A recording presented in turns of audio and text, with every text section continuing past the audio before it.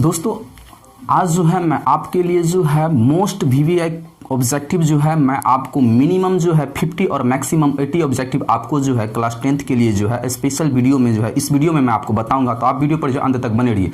आज का ऑब्जेक्टिव जो है बहुत ही शानदार आपके लिए साबित हो सकता है। तो चलिए दोस्तों वीडियो को स्टार्ट करते हैं बिना।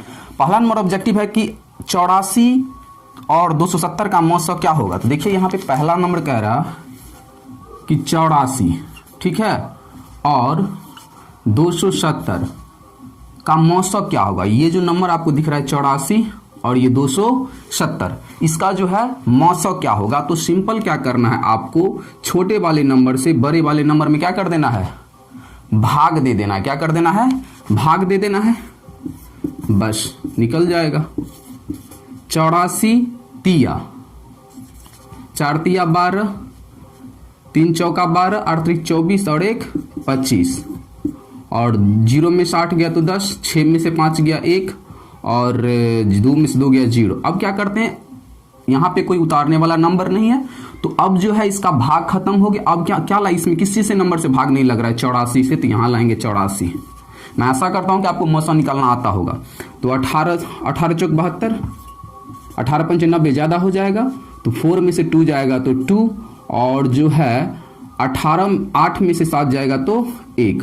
अब यहाँ पे हम लाएंगे 18 को, अब 12 कम 12 बचा कितना 6 0। अब लाएंगे यहाँ पे हम 12 को, 6 दूनी 12। अब देखिए यहाँ पे 0 0। तो जब लास्ट में शेष एक्यूरेट 0 शून्य हो जाता है, शेष जब 0 हो जाता है तो जिसने इस भाज्य को, ठीक है, जिसने इस भाज्य को शेष 0 बनाया है, जो भाजक इस भाग में इस भाज्य को जिस भाजक ने शेष 0 बचाया है वही हो जाएगा मौसा। तो किसने बनाया है 6, तो इस दोनों का जो है मौसा हो जाएगा HCF = 6। अब देखिए ऑप्शन में कहाँ है, ऑप्शन में है बी नंबर। ऑप्शन आपको दिख रहा होगा बी नंबर ऑप्शन, ठीक है। तो पहला मैं उम्मीद करता हूं कि आपको इसका मौसा निकालना आया होगा। आप इसे एक और तरीका से बना सकते हैं, अभाज्य गुणनखंड विधि से, ठीक है। इसे एक और तरीका से बना सकते हैं अभाज्य गुणनखंड विधि से, लेकिन उससे इजी हमें ये लगा, ठीक है।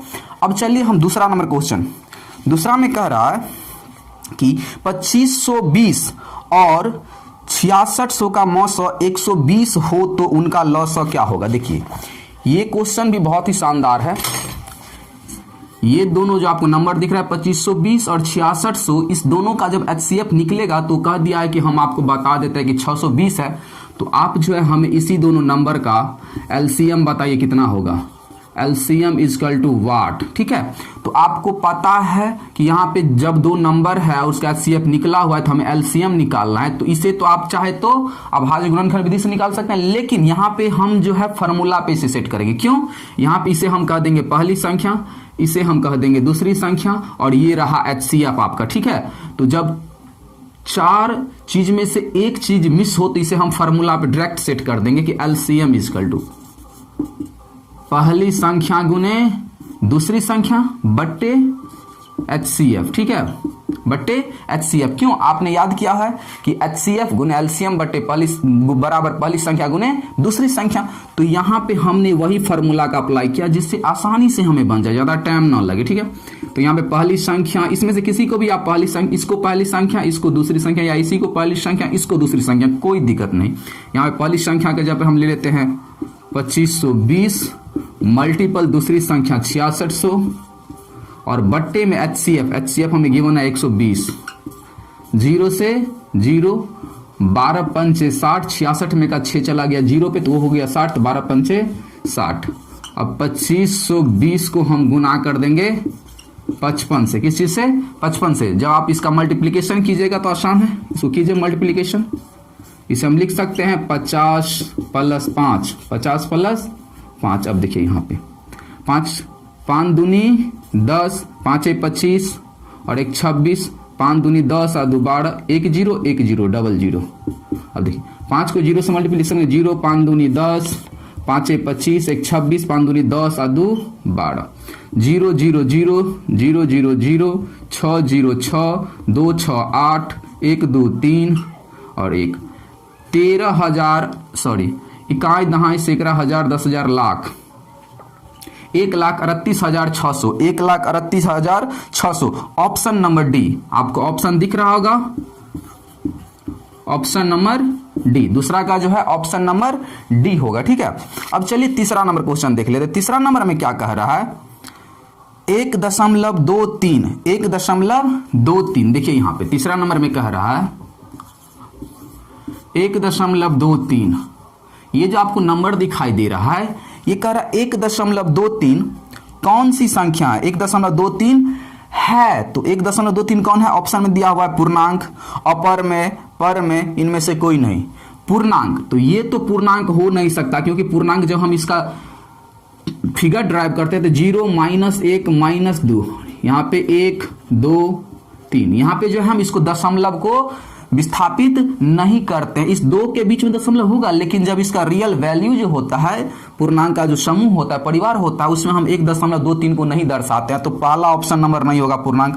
अपरमेय संख्या, तो ये जो अगर दशमलव के बाद संख्या रुका हुआ है, डॉट डॉट नहीं लगाया है, ठीक है, तो ये जो है अपरमेय संख्या नहीं होगा। तीसरा ऑप्शन नंबर है परमेय संख्या। तो हाँ, अगर दशमलव के बाद संख्या रुका हुआ है, ठीक है, डॉट डॉट नहीं लगाया हुआ है, तो वो होता है परमेय। या नहीं तो ऊपर में बार हो तो ऊपर भी होता है परमेय। ठीक है, तो इसमें जो पहला कंडीशन अप्लाई हो रहा है परमेय संख्या की, अगर ऊपर में बार हो तो परमेय संख्या है, या नहीं तो अगर वो संख्या डॉट डॉट नहीं लगाया है, रुक गया है, तो भी परमेय संख्या। तो ऑप्शन नंबर जो हो जाएगा तीसरा का, ये तीसरा नंबर है। ठीक है, तीसरा का ऑप्शन हो जाएगा ऑप्शन नंबर सी। कौन सा, ऑप्शन नंबर सी की परमेय संख्या होगा। अब चलिए चौथा नंबर क्वेश्चन देख लीजिए।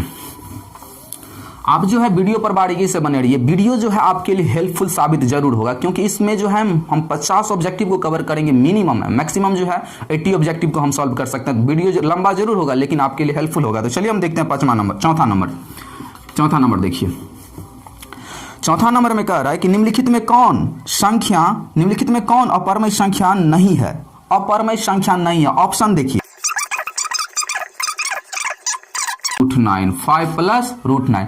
निम्न में से कौन अपरमेय नहीं है? तो आपको पता है कि √3 जो है एक अपरमेय संख्या और 5 जो है एक परमेय संख्या। तो एक परमेय संख्या और एक अपरमेय संख्या के बीच में जब जोड़, घटाव, गुना, भाग, इसमें से कोई भी रिलेशन हो तो वो अपरमेय ही होता है। तो ये तो अपरमेय क्या चीज है, अपरमेय है। हमें पूछ रहा है कौन अपरमेय नहीं है, तो ये तो है।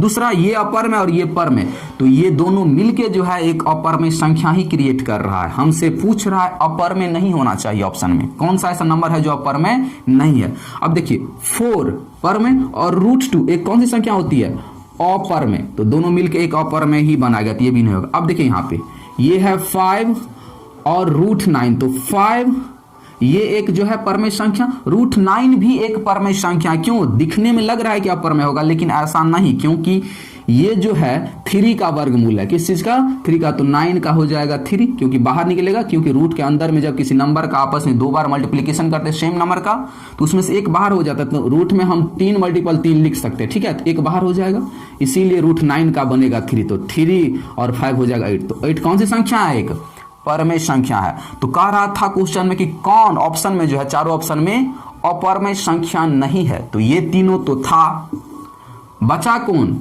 4 नंबर। तो चौथा का क्वेश्चन का जो है 5वां नंबर का जो है ऑप्शन हो जाएगा डी नंबर। कौन सा, डी नंबर ऑप्शन जो आपका होगा।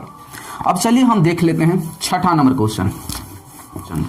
6 नंबर में क्या कहा है कि 7/20 का दशमलव प्रसार होगा। 7/20 का दशमलव प्रसार करने का मतलब होता है कि जब कोई नंबर में हम किसी दूसरे नंबर से भाग देते हैं तो जो भागफल आता है, क्या चीज, भागफल। ये भागफल का प्रसार कैसा होगा, भागफल का प्रसार कैसा होगा, तो प्रसार 2 तरह का होता है, एक तो होता है शांत मुख्यतः, एक होता है अशांत। ठीक, 2 पे आपको ध्यान देना, एक आवर्ती, एक जो है एक आवर्ती भी होता है, ठीक है, तो लेकिन आपको ध्यान देना है शांत और अशांत पे, आवर्ती हम आपको बाद में बताएंगे, ठीक है। तो भागफल 2 तरह से होता है, तो ये जो है शांत होगा कि अशांत होगा कि आवर्ती होगा कि इनमें से कोई नहीं। तो जब भी किसी अगर कोई भिन्न है, अगर नीचे का जब हम फैक्टर तोड़ते हैं तो 2 और 5 के अलावा अगर ये इसका कोई फैक्टर नहीं बन रहा है, गुणनखंड नहीं बन रहा है, तो ये शांत है। क्या चीज है? शांत है। अगर नीचे वाला का 2 और 5 के अलावा कोई और नंबर आ रहा है, 2 5 को छोड़कर, हो सकता है 3 7 6, तब तो ये अशांत है। क्या है? अशांत। ठीक। अगर नीचे वाला का गुणनखंड केवल 2 और 5 ही बन रहा है, 2 हो सकता है 4 गो आ जाए, 3 गो आ जाए, 6 गो आ जाए, उससे नहीं मतलब है, 2 जितना हो सके, और 5 जरूरी नहीं कि एक ही 5 होगा, हो सकता है 2 5 बन जाए, 3 5 बन जाए गुणनखंड में, लेकिन 2 और 5 ही इसका गुणनखंड बनना चाहिए, तब वो क्या होगा? शांत। क्या होगा? शांत। अगर 2 और 5 के अलावा कोई और बन रहा है, तब तो हो जाएगा अशांत। क्या हो जाएगा? अशांत। तो देखिए जरा गौर से, जब हम 20 का गुणनखंड करेंगे तो क्या होगा? 2 मल्टीपल 2 मल्टीपल 5 अभाज्य गुणनखंड करेंगे। ठीक है। अगर नीचे वाला का अभाज्य गुणनखंड 2 और 5 के अलावा कोई नहीं आ रहा है, तब तो वो शांत है। तो देखिए यहाँ पे 20 का क्या आया है? 2 गुने 2 गुने 5, तो यहाँ पे जो है 2 2 5, इसके अलावा कुछ नहीं आया है, तो ये जो होगा शांत होगा। क्या होगा? शांत। ऑप्शन देखिए आपको दिखेगा, ऑप्शन नंबर बी। कौन सा? बी ऑप्शन जो है आपका आंसर होगा। ठीक है। अभाज्य गुणनखंड कहने का मतलब होता है किसी नंबर का ऐसा टुकड़ा जो एक और अपने के अलावा किसी दूसरी संख्या से डिविजिबल न हो, मतलब उसमें भाग न लगे, तो वो होता है उस नंबर का अभाज्य गुणनखंड। तो ये जो है 20 का अभाज्य गुणनखंड है। ठीक। अगर 2 5 आ रहा है तो शांत, अगर उसके अलावा आ रहा है तो अशांत, तो इसमें ऑप्शन हो जाएगा बी नंबर। अब चलिए देख लेते हैं क्वेश्चन नंबर में 15 और लॉस हमें गिवन है 105 है। यदि उनमें से एक संख्या और उसमें से एक संख्या, मतलब एक संख्या को हम ए से मत पहली संख्या दे दिया है इसमें 5, ठीक है, तो पूछा है दूसरी संख्या को बी से हम इंडिकेट कर देते हैं। पूछा है ये क्या होगा, तो आप देखिए 1 2 3 4, इस 4 पहली संख्या दूसरी संख्या लॉसॉ मौसौ में संबंधित सवाल आए तो आप जो है हमेशा फार्मूला रिमाइंड रखिएगा माइंड में कि जो है 4 फार्मूला में से कोई फार्मूला अप्लाई करेंगे, हमेशा याद रखिएगा जब भी ये 4 कंडीशन अप्लाई होगा तो 3 का मान आपको फिक्स है, गिवन है, और ये क्वेश्चन एग्जाम में पूछा ही जाता है। तो हमें जो है दूसरी संख्या चाहिए, तो अगर हमें दूसरी संख्या निकालना है तो हम क्या करेंगे, इसका फार्मूला होता है कि HCF, क्या चीज, HCF गुने LCM बटे पहली संख्या।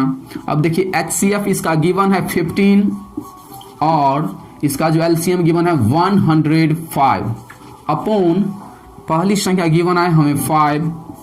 अब देखिए इससे जो आप डिवाइड कर दीजिए, 5 से चाहे 105 को काटिए चाहे 15 को काटिए, कोई दिक्कत, हम जो 15 को काटते 5 तिया 15। अब हम 105 को 3 से जब मल्टीप्लिकेशन करेंगे तो 315 हो जाएगा, 315। तो ऑप्शन देखिए कौन सा है 8 नंबर का, option number B, option number B जो है इसका ऑप्शन होगा। तो मैं आशा करता हूं कि आपको ये अच्छी तरीका से समझ में आया होगा। चलिए अब हम देख लेते हैं क्वेश्चन नंबर 10। कौन सा? 10। अब देखिए 10 नंबर क्या है, 10 देखिए 10 में कहा क्या है कि 188 अपॉन 220 का सरलतम रूप क्या होगा। 100 क्वेश्चन नंबर जो है 10 है, 188 अपॉन 220 का सरलतम रूप कहने का मतलब होता है कि अगर कोई फ्रैक्शन है तो उसको काटने के बाद जो सबसे छोटा फ्रैक्शन बनता है वही उसका जो होता है सरलतम रूप होता है। मान के चलिए यहाँ पे हम ले लेते हैं 10 और यहाँ पे ले लेते हैं हम 30। इसका पूछेगा सरलतम रूप, मतलब इसको इस तरह से डिवाइड कर दीजिए कि डिवाइड होकर जो फ्रैक्शन बनेगा उसके बाद उसको कोई नंबर डिवाइड ना कर सके। देखिए 10 1 10, 10 1 जा 10, 10 3 जा 30, तो ये हो गया 1/3, तो ये हो गया 10/30 का सरलतम रूप। उसी तरह हम जो है इसका भी सरलतम रूप निकालेंगे, तो चलिए इसका भी निकाल लेते हैं। तो देखिए हम इसे डिवाइड करने का कोशिश करते हैं। देखिए यहाँ पे पहले जो है हम इसे 2 से काटते हैं, 2 एकम 2, 2 एकम 2, और 0 में जब किसी नंबर से भाग दे तो वो भी 0 होता है। 2 नमा 18, 2 चौका 8। अब हम जो है बचा 94, अब 94 अपॉन 110। अब देखिए इसे फिर 2 से हम काटते हैं, 2 से कटेगा, कैसे पता चला, लास्ट में 0 है 2 से कटेगा, लास्ट में 2 है 2 से कटेगा। बड़ा से बड़ा नंबर के लास्ट में अगर 2 से कट रहा है इकाई अंक तो पूरा नंबर 2 से कटेगा। तो 0 2 से कटता है तो पूरा कटेगा 2 से, 4 2 से कटता है तो पूरा कटेगा। 2 5 6 10, एक चला गया 0 पे तो हो गया 10, 2 5 6 10, 2 चौका 8, 2 7 14, तो ये हो गया 47/55। अब ये जो है नहीं कटेगा। हमें कैसे पता चला? तो यहाँ पे जो है एक अभाज्य संख्या, एक जो है भाज्य संख्या है। तो जब दो, एक भाज्य और एक अभाज्य फ्रैक्शन में हो तो नहीं कटता। तो ऑप्शन नंबर देखिए आप 10 का, option number 10 47/55 D number option, option number D इसका हो जाएगा। तो मैं आशा करता हूं कि आपको सरलतम भी समझ में आया होगा। स्मॉलेस्ट फ्रैक्शन, ठीक है, अगर किसी नंबर का जो स्मॉलेस्ट फ्रैक्शन होता है वही इसका सरलतम रूप कहलाता है। अब चलिए क्वेश्चन नंबर हम अगला देखते हैं। अगला में क्या कहा है? 11 नंबर, ठीक है, 11 नंबर देखिए, इसमें क्या कहा है कि किसी पूर्णांक p के लिए विषम संख्या का रूप क्या होगा?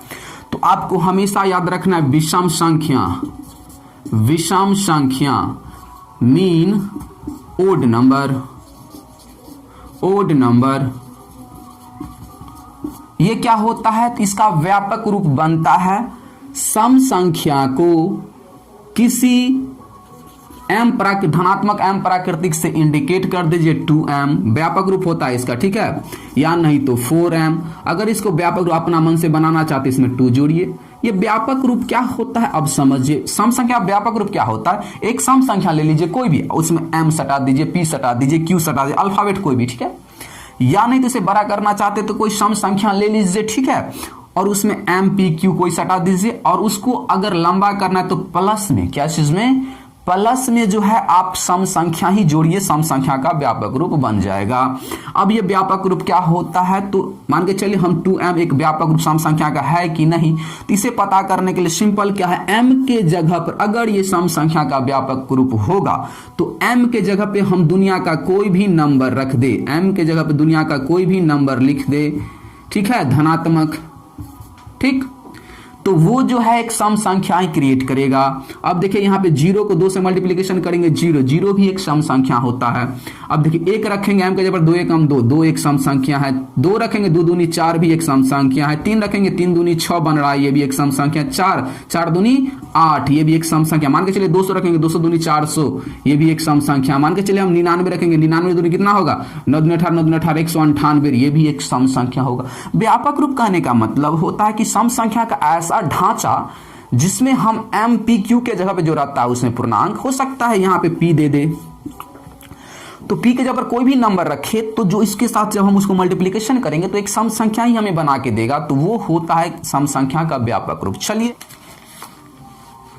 11 नंबर में क्या, विषम संख्या का व्यापक रूप क्या होगा? तो देखिए विषम संख्या का व्यापक रूप, पहला नंबर ऑप्शन है 2p + 1, 2p + 1, तो ये जो है विषम संख्या का व्यापक रूप है कि नहीं? तो p के जब हम 1 रखते हैं तो 1 को 2 से मल्टीप्लाई 2 और 1 हो जाएगा 3, क्या ये विषम संख्या है? तो हाँ 2 3 ये कौन सी संख्या है? विषम संख्या, तो ये इसका व्यापक रूप हो सकता है, हाँ हो सकता है, लेकिन और एक देख लेते हम रखते हैं 10, तो 10 2 जा 20 और 1 हो जाएगा 21, 21 भी क्या है? एक विषम संख्या है, तो पहला ऑप्शन नंबर हो जाएगा। तो 11 का ऑप्शन नंबर ए होगा, बी नहीं होगा, क्यों? क्योंकि पी यहाँ पे 2p, p के जब हम 10 रखेंगे तो 10 2 जा 20 सम संख्या बना रहा है, जो कि लेकिन हमें चाहिए विषम संख्या, तो व्यापक रूप इसका नहीं होगा। 3 में है p, p के जब हम 1 रखेंगे तो विषम संख्या बन रहा है, एक बार 1 होगा तो हम 2 भी रख सकते हैं, तो 2 तो एक सम संख्या हो सकता है, 7 रखेंगे तो विषम बन रहा है, मेरा मन है 10 रखे तो 10 सम बना है, तो वो नहीं होगा। ऐसा होना चाहिए कि p के जगह पर कोई भी नंबर रखे तो वो एक विषम संख्या ही बनाए, ठीक है। अब चलिए ऑप्शन नंबर हम डी देखते हैं, तो डी में कहा p + 1, तो p की जगह हम रखते हैं 3, उसमें 1 जोड़ेंगे तो कितना हो जाएगा 4, तो ऑप्शन नंबर डी भी नहीं है, इसका एक्यूरेट आंसर है ए नंबर।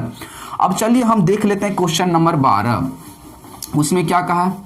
तो क्वेश्चन नंबर 12 में कहा है कि 0.47 और 7 पर रेकरिंग मीन्स बार है, ठीक है, 7 पर क्या है? बार, बार को ही इंग्लिश में कहते हैं रेकरिंग। अब इसको हमें कहा है कि बराबर वाट, ऑप्शन में दिया हुआ है 43/90, 47/9, 19, 43/99, 47/99। अब इसका ऑप्शन क्या होगा? तो देखिए जब इस टाइप का आपको नंबर दिखाई दे तो इस टाइप का नंबर बनाने का सिंपल तरीका फ्रैक्शन में बदलने का कि दशमलव अगर है, दशमलव में है नंबर तो जैसे का तैसे लिखेंगे, जैसे का तैसे लिखेंगे, जीरो को लिख के कोई फायदा नहीं, जैसे का तैसे लिखेंगे, दशमलव बार सब हट जाएगा। ठीक है, अब बात आता है कि बार आधा पर है तो जिस पर बार नहीं है दशमलव के राइट साइड वाला वो घटा देंगे, जिस पर बार नहीं है दशमलव के राइट साइड, जिस पर बार नहीं है वो पूरा घट जाता है। ठीक है, जितना पर बार नहीं रहता वो नंबर सारा इसमें से घट जाता है। अब बट्टा में क्या जाता है तो जितने डिजिट पर, देखिए जैसे का तैसे लिखे, ठीक, जितना डिजिट पर बार नहीं है वो नंबर उसमें से घट जाता है। अब बट्टा में क्या जाता है तो जितना नंबर पे बार रहता है उतना 9 पड़ता है। तो कितना नंबर पे रिकरिंग मींस बार था, एक नंबर पे। अब देखिए बार के बाद दशमलव के दाएं तरफ कितना नंबर बचा है तो एक नंबर बचा है, तो 1 0। इस साइड वाला नंबर को 0 बैठाते समय काउंट हम नहीं करेंगे, सिंपल याद रखना है, जितना जैसे है वैसे उतारेंगे। घटाएंगे क्या तो बार के बाद वाला जितना भी नंबर चाहे यहां हो चाहे यहां हो सबको घटा दिया जाता है। और नीचे में पड़ता क्या है, जितना पे बार हो उतना 9 और जो नंबर बच जाता है दशमलव के दाएं तरफ वाला उतना 0 हो गया आंसर आपका। तो हो जाएगा 43/19, 43/19 इसका फ्रैक्शन रूप हो जाएगा। तो ऑप्शन हो जाएगा इसका 43/90। ठीक है, तो ये हो जाएगा ऑप्शन नंबर ए। कौन सा? Option number A.